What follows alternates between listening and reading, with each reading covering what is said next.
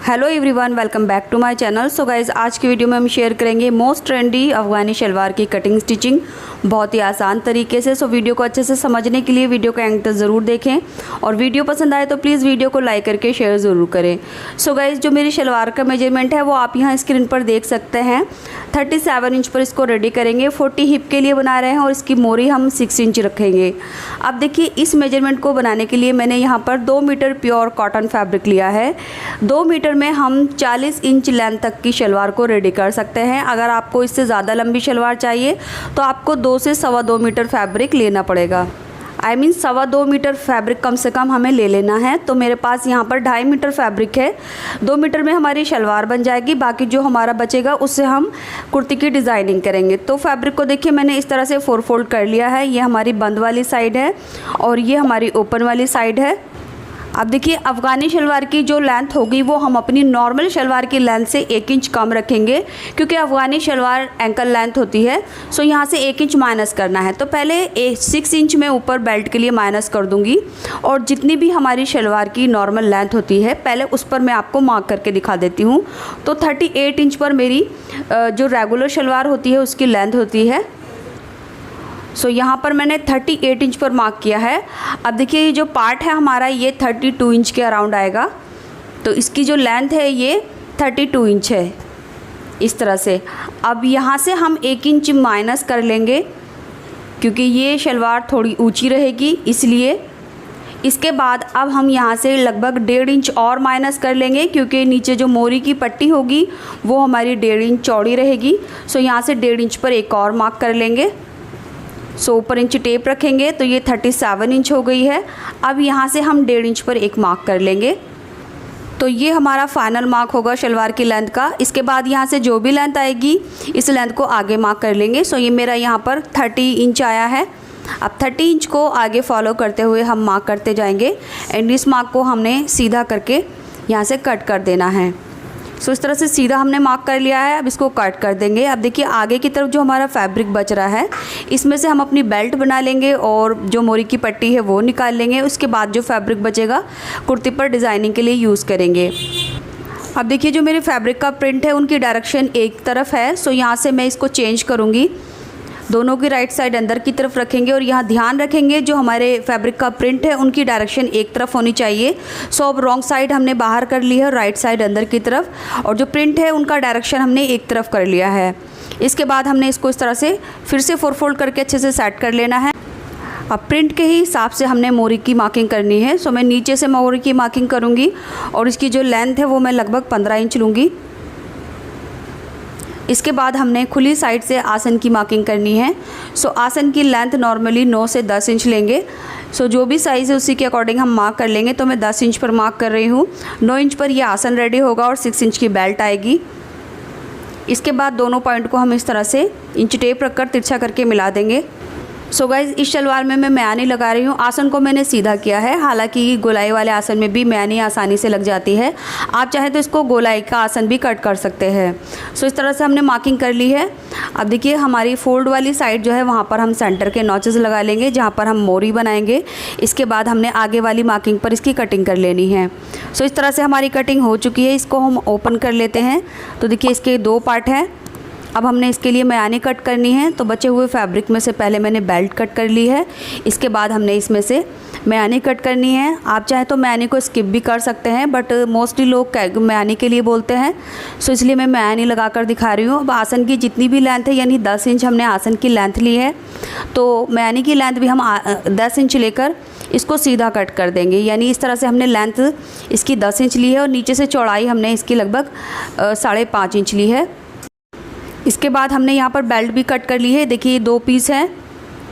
Belt की जो हमने चौड़ाई ली है वो अपने हिप के अकॉर्डिंग लेनी है। यानी हमारा हिप का जितना भी हाफ है उसमें हमने 5 इंच प्लस कर लेने हैं। तो मैं 40 के लिए बना रही हूँ, तो 40 में का हाफ 20 हुआ। तो 20 में मैंने 5 इंच प्लस करके 25 इंच पर इसको कट कर लिया है।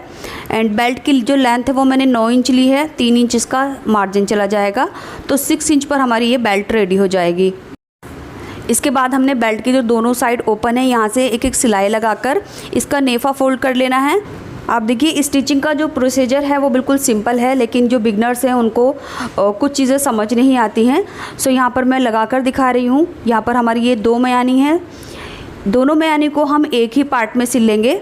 सो इस तरह से क्रॉच में सीधा रखकर हमने दोनों मयानी को एक ही पार्ट में सिलाई करके इस तरह से एक ऊपर की सिलाई लगा देनी है। सो इस तरह से हमने यहाँ मयानी रखनी है आसन के साइड में, और मयानी की जो लेंथ है वो उतनी ही लेंगे जितना हमने आसन कट किया है। एंड ये वाली जो सिलाई है वो 1/2 इंच की रहेगी। इसके बाद यहाँ से हमने मशीन को टर्न कर लेना है और ऊपर से एक कवर स्टिच कर देनी है। और इसी तरह से अब हम दूसरी वाली मयानी भी रखेंगे। तो ये मयानी हमने राइट साइड में इस तरह से रखनी है और यहाँ से सिलाई लगा देनी है। अब देखिए दूसरी मयानी भी हमारी लग चुकी है। इसके बाद अब हम अपना शलवार का दूसरा वाला पार्ट लेंगे और इसके ऊपर रखेंगे। अब देखिए इसकी राइट साइड इसके ऊपर रखेंगे और यहाँ से भी हमने बिल्कुल इतना ही मार्जिन लेकर एक सिलाई करनी है और फिर कवर स्टिच करनी है। सो दोनों मयानी को हमने इस तरह से लगा दिया है। इसके बाद हमने बेल्ट की दोनों सिलाइयाँ कर ली हैं। अब इस बेल्ट की कोई भी एक सिलाई को किसी भी एक मयानी के सामने इस तरह से रखेंगे, दोनों की राइट साइड अंदर रखेंगे और यहाँ से बैक साइड में प्लेट बनाएंगे। बैक साइड में मैं 4 छोटी छोटी प्लेट बना रही हूँ, यानी 2 प्लेट हम एक तरफ बनाएंगे और 2 प्लेट एक तरफ। आप चाहे तो 2 की जगह 1 प्लेट भी बना सकते हैं। सो इस तरह से मैं छोटी छोटी 2 प्लेट्स दोनों तरफ बना रही हूँ। इसके बाद हम यहाँ से मशीन को निकाल लेंगे। अब हम फ्रंट वाली प्लेट डालना स्टार्ट करेंगे। सो बेल्ट की जो दूसरी वाली सिलाई है इसको हमने दूसरे आसन के सामने इस तरह से रखना है और यहाँ से अब हमने प्लेट्स बनाना स्टार्ट करना है। तो फ्रंट की भी प्लेट ज़्यादा नहीं आएंगी। सो यहाँ पर जो मेरे फैब्रिक की अर्ज़ है वो ज़्यादा नहीं है, कम ही है। अगर आपके फैब्रिक की विड्थ ज़्यादा होगी तो यहाँ प्लेट्स ज़्यादा आएंगी। तो मेरी छोटी छोटी 1/2 इंच की प्लेट्स हैं। सो जहाँ तक भी आएंगी मैं उसको फैला कर डालूँगी, यानी आगे तक हमने कम मार्जिन में नहीं डालना है, यानी ज़्यादा से ज़्यादा फैब्रिक में हम इसको कवर करेंगे ताकि जो प्लेट्स है हमारी पीछे तक भी घूम जाए। तो सिंपली ये प्लेट्स को हमने थोड़ा फैलाकर डालना है, यानी अगर पीछे तक भी हमारी प्लेट्स आ रही हैं तो कोई दिक्कत नहीं है, हम पीछे तक डाल लेंगे। इसके बाद देखिए जो हमारी दूसरी वाली साइड है फ्रंट में, उसमें भी हमने इसी तरह से प्लेट्स डालनी है। अब यहाँ पर ये देख लेना है हमें दूसरी साइड में कितनी दूरी पर प्लेट्स आई थी, तो उतनी ही दूरी पर हम एक नॉच लगाकर प्लेट्स डालना स्टार्ट करेंगे। तो अब देखिए मैंने मशीन को कहीं भी नहीं निकाला है और एक ही सिलाई के साथ मैं पूरी बेल्ट के राउंड में ये प्लेट्स इस तरह से सेट करती जा रही हूँ और अब यहाँ लाकर हम इसको एंड कर देंगे। सो इस तरह से रैंडमली हमने छोटी छोटी प्लेट्स को फ्रंट में इस तरह से डाल लेना है। इसके बाद अब हमने अपनी बेल्ट के ऊपर एक कवर स्टिच करनी है, यानी प्लेट्स वाला जो अंदर का मार्जिन है वो बेल्ट की तरफ सीधा रखेंगे और यहाँ पर हम एक पैर की सिलाई लगाएंगे। इस सिलाई से जो हमारा प्लेट्स वाला एरिया होता है वो झोल नहीं मारता और बिल्कुल प्लेट्स सीधी हो जाती हैं। इसके बाद अब हमने इलास्टिक डालनी है। सो इलास्टिक की चौड़ाई लगभग मैंने 1.25 इंच ली है एंड जो इसकी लेंथ है वो अपनी कमर से 4 इंच कम ली है, तो मैंने 28 इंच ली है। इसकी कमर 32 इंच है। अब दोनों सिरों को हम एक दूसरे के साथ इस तरह से ओवरलैप करके 4 से 5 सिलाई लगाकर सिलाई कर देंगे तो अच्छे से ये पक्का हो जाएगा। इसके बाद अब हमने अपनी इलास्टिक को नेफे में इस तरह से बनाते हुए हैंड टू हैंड हम इसको एक सिलाई के साथ ही सिलते जाएंगे।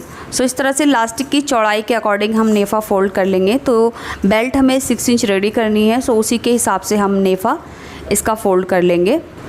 आप चाहें तो इलास्टिक को बाद में भी डाल सकते हैं, यानी पहले आपको नेफ़ा फ़ोल्ड कर लेना है एंड उसके बाद इसमें इलास्टिक को इंसर्ट करके इलास्टिक पर सिलाई लगा देनी है। सो इस तरह से हमने पूरे नेफ़े में देखिए ये इलास्टिक को डाल लेना है। इलास्टिक डालने के बाद अब हमने इसमें इलास्टिक को अच्छे से खींचना है इस तरह से ताकि जो गैदर्स हैं उसकी इक्वल्स हो जाए। अब सेंटर में हम खींचते हुए एक सिलाई लगा देंगे ताकि जो इलास्टिक है अंदर से वो फोल्ड ना हो। सो ये सिलाई लगाने का यही पर्पज़ होता है कि अंदर की इलास्टिक फोल्ड ना हो। इलास्टिक और नेफे को एक साथ खींचना है और बीच में सिलाई लगानी है। सो इस तरह से देखिए ये हमारी शलवार का अपर पोर्शन बिल्कुल रेडी हो गया है। फ्रंट में ये हमारी इतनी प्लेट आई है इस तरह से। इसके बाद अब हमने इसकी मोरी रेडी करनी है। सो उसके लिए मैंने एक 3.5 इंच चौड़ी पट्टी ली है और इसकी जो लंबाई है वो मैंने 15 इंच ली है, यानी यहाँ पर हमें अपनी मोरी जितनी भी रेडी करनी है लगभग 3 इंच हमने एक्स्ट्रा ले लेना है। तो 6 इंच पर मैं मोरी रेडी कर रखूँगी अब हमने पट्टी को बीच में से फोल्ड करना है और सेंटर का एक छोटा सा नॉच लगा लेना है। इसके बाद हमने पट्टी को सीधा इस तरह से रखना है और इसके ऊपर हमने शलवार की जो मोरी है वो सीधी साइड रखनी है। अब यहाँ से 1.5 इंच बिल्कुल सीधा सिल देंगे और सेंटर के सामने सेंटर रखेंगे। अब यहाँ से इतने फैब्रिक में हमने प्लेट्स बनानी है यहाँ तक। तो शुरुआत में हम 1.5 इंच बिल्कुल सीधा सिल देंगे, इसके बाद यहाँ पर छोटी छोटी प्लेट्स बनाएंगे। अब इस पट्टी का हाफ़ है और हमारी मोरी का हाफ़ है, इतने में जितनी भी प्लेट्स आएंगी साइड में हम बना लेंगे। तो ये प्लेट्स मैं छोटी छोटी बना रही हूँ और यहाँ से सेंटर के सामने ही हमने सेंटर को रखना है। इसके बाद दूसरी साइड में भी हम ये प्लेट्स को इसी तरह से आगे की तरफ तक बढ़ेंगे और इसका एंड कर देंगे। सो एंड में भी हम लगभग 1.5 इंच बिल्कुल फ्री सिलेंगे, जहाँ पर हमारी मोरी की फिटिंग आएगी तो उतना पार्ट हम सीधा सिल देंगे। तो अब देखिए ये पट्टी हमने इस तरह से लगा ली है, ये हमारी मोरी वाली पट्टी है। आप चाहें तो इसमें फ्यूजिंग पेपर और कैनवास पट्टी यानी बुकरम इस तरह से रखकर भी सिलाई लगा सकते हैं, बट मैं यहाँ पर कोई भी फ्यूजिंग पेपर या पट्टी यूज़ नहीं कर रही हूँ, बस इसको थोड़ा सॉफ्ट रखना चाहती हूँ, इसलिए यहाँ पर सिर्फ सिंगल फैब्रिक को ही इस तरह से फ़ोल्ड कर दूँगी और इस पर एक किनारे पर स्टिच कर दूँगी। तो अंदर की जो प्लेट्स वाला फैब्रिक है, एक्स्ट्रा धागे वागे अंदर के साइड रखेंगे और किनारे पर एक सिलाई लगा देंगे। अब आप चाहें तो इसको इस तरह से भी रखकर मोरी में फिटिंग लगा सकते हैं या फिर इस पर आप सिलाई भी कर सकते हैं, बट मैं यहाँ पर गोटा पट्टी लगा रही हूँ।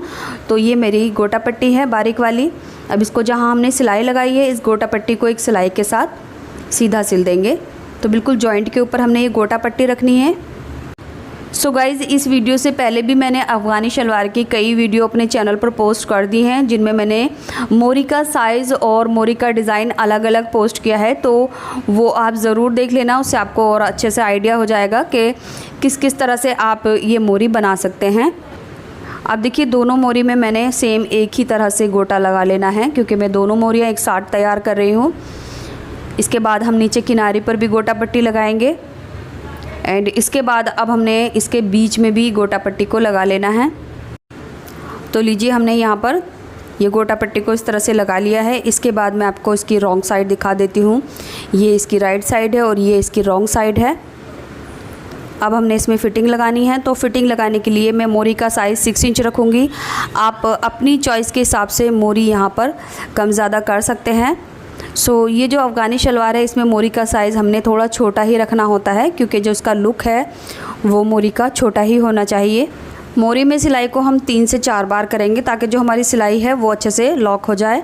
इसके बाद आगे की तरफ हम लगभग 1/2 से 1.25 इंच का दबाव लेते हुए अंदर की तरफ फिटिंग लगाएंगे एंड यहाँ पर जो हमने मयानी लगाई है उनको एक दूसरे के जस्ट सामने रखना है, यानी जो सिलाई वाला पार्ट है उनको हमने एक दूसरे के सामने रखना है। सो इस तरह से हमने दोनों साइड में इसके इनर लेग में फ़िटिंग लगा लेनी है। सो गाइज़, इसी के साथ हमारी जो शलवार है वो रेडी हो गई है एंड जो इसकी लेंथ है यहाँ आप देख सकते हैं 37 इंच पर इसकी जो रेडी लेंथ है, यानी नॉर्मल शलवार से 1 इंच हमने इसको कम रखा है।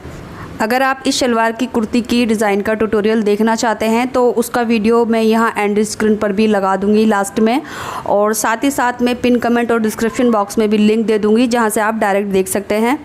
वीडियो पसंद आए तो प्लीज़ वीडियो को लाइक करके शेयर ज़रूर करें, चैनल को सब्सक्राइब करके बेल बटन ज़रूर दबा दें। मिलते हैं अगले वीडियो में कुछ नए आइडियाज़ के साथ, तब तक के लिए बाय, टेक केयर।